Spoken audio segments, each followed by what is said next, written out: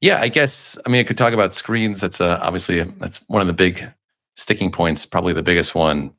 Um, but I think maybe taking a step back, I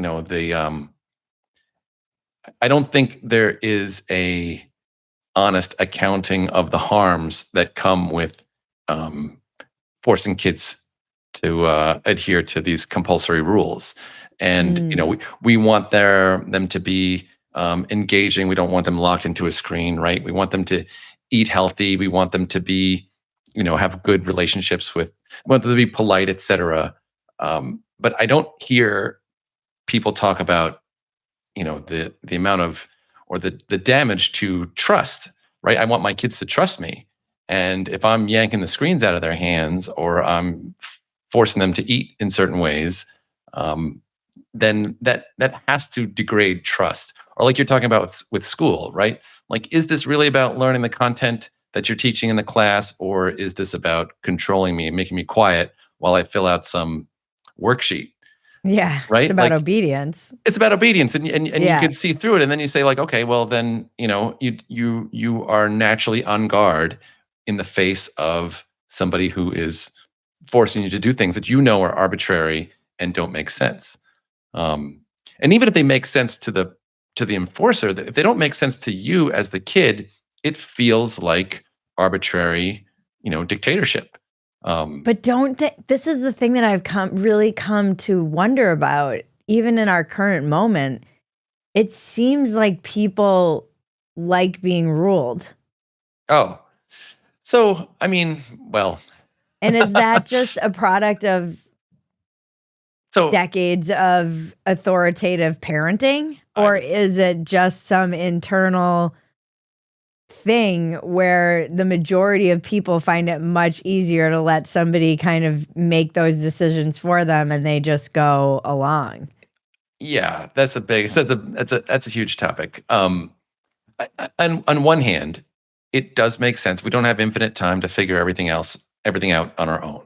So it does make sense to outsource some of this stuff to credentialed experts, right? It does make sense to say, well, you know what? I'm just going to run with what they say for now because I haven't got time to figure this out. Um, but on the other hand, absolutely, right? There's a pathological sense with that where you happily shut your brain off and just do what you're told, especially about things that matter the most, I do it right? with my husband, like where it's just we're traveling and I'm like, it's amazing how much I just outsource my brain to him. It's like I'll So, just follow him around like a lemming. so that's terrific because you know your husband, and you have criticized his approach to the world, and in certain domains he's excellent, and you Mhm. are happy to outsource to his expertise in that particular domain. But then in another domain, you say, actually, you don't really know what you're talking about, and I actually know better, and I'm going to assert myself here, and I think this is what we should do.